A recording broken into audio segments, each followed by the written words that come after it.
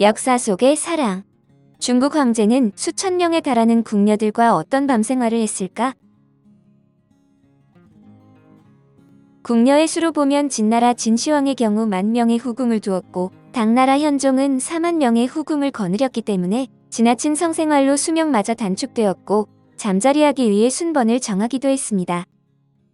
황제나 임금의 성행위 목적은 후손인 왕자를 생산하기 위해서였는데 중국은 통치관념인 육가사상을 기반으로 효를 중시했고 효의 핵심은 대를 잇는 것이었기 때문에 자식을 낳지 못하는 것은 큰 불효로 여겼습니다. 주례라는 책에는 황제의 성생활에 관한 규범들이 적혀 있는데 여기에 따르면 황제는 하루도 쉬지 않고 여성들과 합방하게 되어 있었습니다. 후궁은 1등급에서 5등급으로 나뉘어 있었고 여사라는 관직의 상궁이 후보 선발을 담당했는데 여사는 황제가 어떤 여성을 원하는지 취향을 파악하고 그에 따라 후궁들의 몸매나 얼굴 등으로 등급을 매겼습니다. 한 달이 30일이라면 1일부터 9일까지는 모든 급에 해당하는 81명의 후궁들이 황제와 동침을 했습니다. 5등급의 후궁들은 어초라고 불렀는데 81명을 9일로 나누면 하루에 9명이었기 때문에 9명이 한 개의 조가 되어 황제와 9대1로 잠자리를 가졌습니다. 이때 잠자리에서 황제의 기분을 맞추지 못한 후궁들은 탈락되었고 이 기간이 그날이거나 컨디션이 좋지 않아 잠자리를 가지지 못한 후궁들도 예외가 될 수 없었습니다. 이후 10일부터 12일까지는 4등급에 해당하는 27명의 후궁들과 동침을 했는데 4등급의 후궁들은 세부라고 불렸습니다. 후궁들의 등급이 올라가면 갈수록 그 등급에 해당하는 후궁들의 숫자는 점차 줄어들기 때문에 27명의 후궁들은 3일로 나누어 5등급의 후궁들과 마찬가지로 9대1로 황제와 동침했습니다. 한 남자가 여자 9을 데리고 어떻게 자는지 신기하게 생각하겠지만 굶주린 여인들 속에서 밤을 새워야 했으니 황제의 수명이 짧을 수밖에 없었을 것입니다. 13일 차부터는 3등급에 해당하는 구빈이 황제와 잠자리를 가졌는데 구빈은 9명밖에 되지 않았기 때문에 하루 만에 끝났고 등급이 올라가면 갈수록 황제와 동침할 기회가 많아졌습니다. 14일에는 2등급에 해당하는 후궁인 산부인 4명이 황제와 동침했는데 일품인 산부인은 숫자가 적어 황제가 직접 마음에 드는 후궁을 더 뽑아오기도 했습니다. 그리고 15일이 되면 궁중에서 가장 높은 여성인 황후의 차례가 되었는데 황후는 15일과 16일 이틀 동안 황제와 잠자리를 할 수 있었고 이 기간 동안 혼자서 황제를 독점할 수 있었습니다. 남은 2주 동안은 역순으로 다시 로테이션으로 돌아가며 이렇게 황제가 모든 여성들과 한 번씩 잠자리를 한다고 치면 한 달에 242번이 되는데 이게 가능한 숫자인지 의문이 가기도 합니다.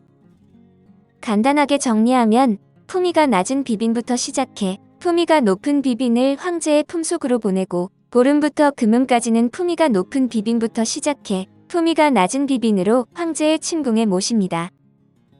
이는 달이 밝은 날 동침을 하면 여자가 아이를 잉태할 수 있다는 믿음 때문이었는데 동침도 달이 밝은가 밝지 않는가 하는 것으로 결정되었다니 놀라울 따름입니다.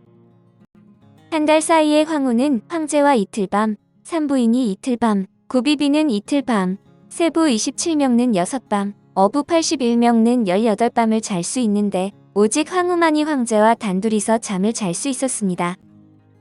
이렇게 나누어 놓은 것은 비빈들이 황제를 빼앗는 싸움을 피하기 위해서였는데 물론 한 번에 여러 명이 인원수대로 모두 잠자리를 가진 것은 아니지만 건강을 해치고도 남을 일이었습니다.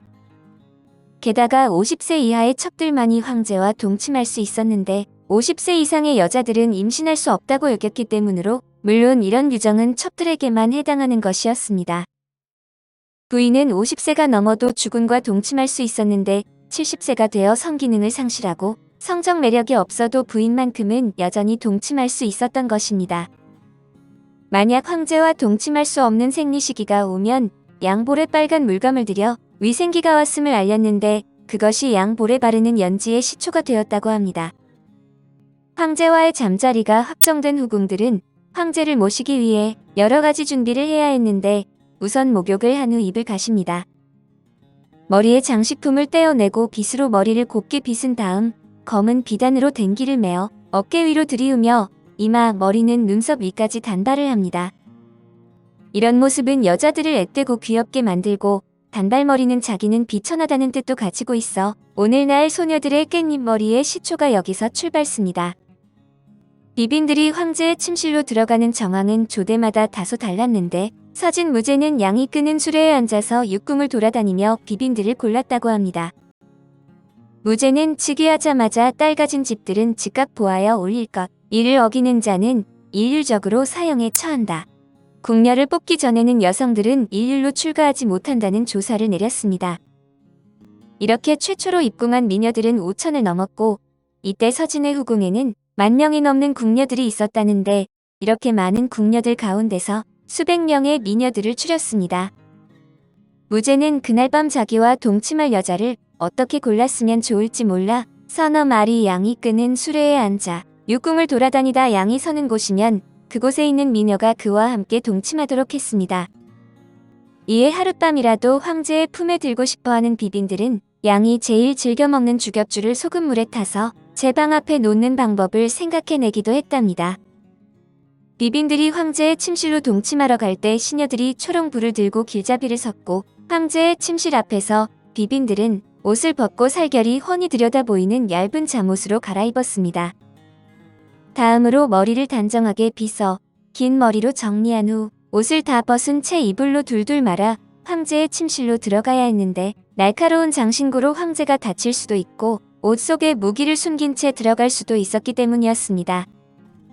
황제의 잠자리는 직무와도 직결될 수 있었기 때문에 잠자리 시간이 따로 정해져 있었는데 이튿날 계명시에 태사가 와서 날이 밝았다고 알리면 비비는 잠옷을 벗고 자기가 입고 왔던 옷을 입었습니다.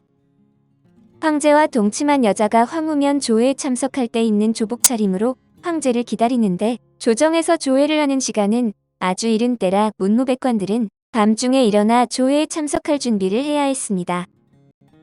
그러나 주색잡기에 빠진 일부 황제들은 긴 밤을 여인들과 유의로 보내다 보면 제때 조회에 나갈 수 없기도 했는데 향락만 추구하는 이런 황제를 혼군이라고 했습니다. 7세기 중반 당나라 태종 시절에는 후궁들이 엄청나게 많아 헷갈리기 때문에 각각의 후궁들에 대한 기록을 자세하게 적어 놓았습니다. 수많은 후궁들과 궁녀들의 생리 주기와 배란 시기, 잠자리 날짜와 임신 등이 자세하게 적혀 있었는데 황제와 함께한 후궁들은 날짜를 팔에 지워지지 않은 염색약으로 표시해 인정받았습니다.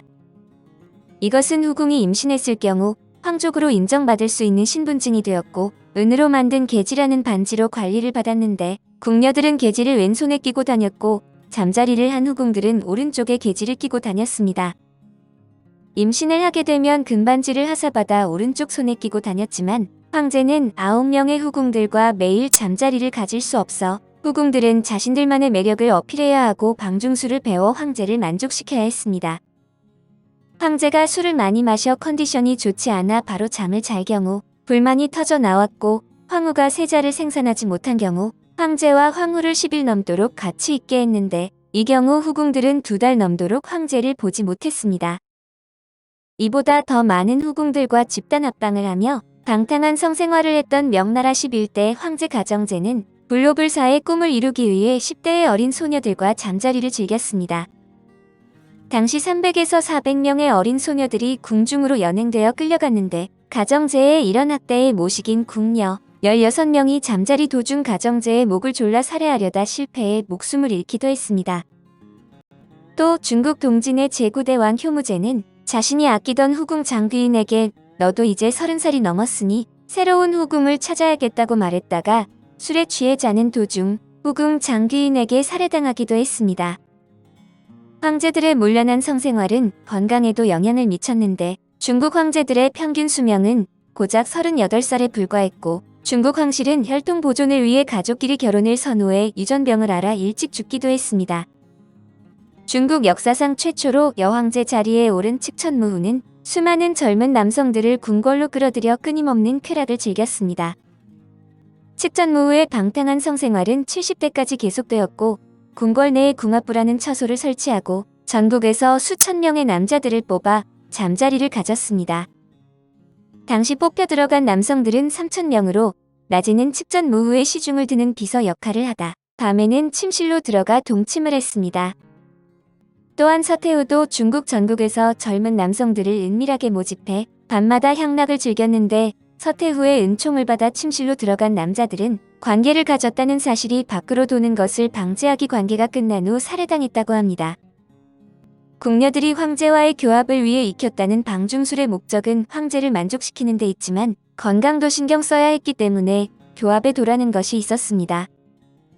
교합에 도는 행위를 하면 마음이 안정되고 의지와 기계가 조화되고 정서가 안정되고 몸과 마음이 일치하면서 몸이 강해져 마음이 밝으며 행위가 활달해지면서 자연스럽게 기분이 좋고 경쾌해지는 것입니다. 궁녀가 황제나 임금과 처음 교합할 때는 남자의 그것을 천천히 삽입하고 느릿느릿 흔들며 조금씩 빼내고 밀어서 속도를 조절합니다. 교합 시에는 정서가 안정돼야 하고 심경이 평화로워 자연히 방사가 유쾌한데 이로 인해 육신을 강하게 하고 오래 사는 것이 목적입니다. 남자가 만약 교합으로 흥분을 조절 못하고 마음이 앞서는 이런 종류의 심리작용에 있다면 교합할 때 쉽게 몸과 마음을 잃어버리고 오그라져 서지 않습니다.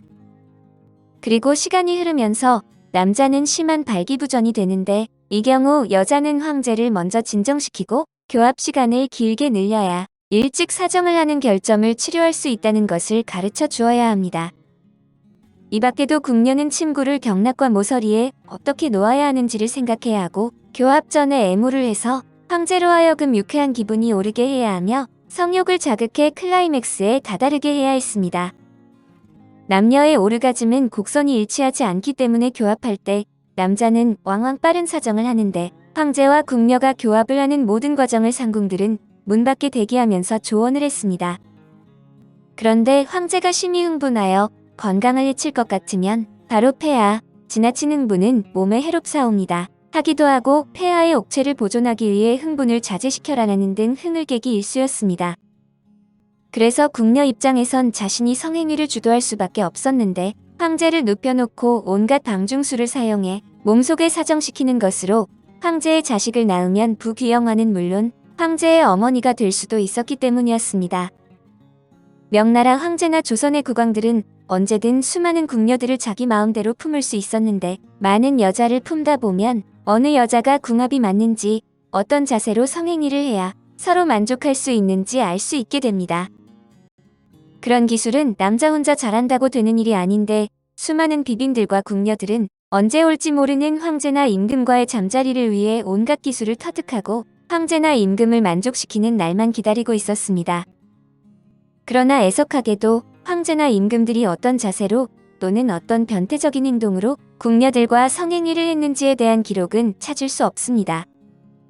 그런 내용을 기록하는 것 자체가 황제나 임금에게는 수치이자 뜨거운 일이었기 때문인데 많은 책을 탐색하다 보면 놀라운 것은 황제나 임금이 행했던 자세는 현대인들도 흔히 즐기는 자세였습니다. 또 어떤 자세는 지금도 상상할 수 없을 정도로 놀라웠는데 당나라 양귀비가 방중술로 현종의 사랑을 사로잡았고 조선에서는 장희빈이 양귀비가 사용했던 방중술로 숙종의 마음을 사로잡았다고 전해집니다. 그러나 대부분의 궁녀들이 황제나 임금의 사랑을 받기 위해 방중술을 익혔다는데 이로 미루어 중국이나 조선 궁궐에서는 대부분 이 책이 궁녀들 사이에서 인기가 있었던 것으로 보입니다. 조선시대 김홍도의 운우도첩에 나오는 한 장면을 보면 바지를 내린 양반 위로 기생으로 보이는 여인이 치마를 내리고 뒤로 앉아 성행위를 하는 추나 장면이 나옵니다. 그 외에도 단원 김홍도의 미공개 화첩을 살펴보면 양반이 기생의 뒤에서 여자의 음도에 성기를 집어넣거나 손으로 여자의 음보를 만지는 장면들이 나오는데 이 자세는 오늘날에도 포르노라고 할 정도로 뜨거운 장면입니다. 오늘 역사 속의 사랑은 중국 황제는 수천 명에 달하는 궁녀들과 어떤 밤생활을 했을까? 였습니다.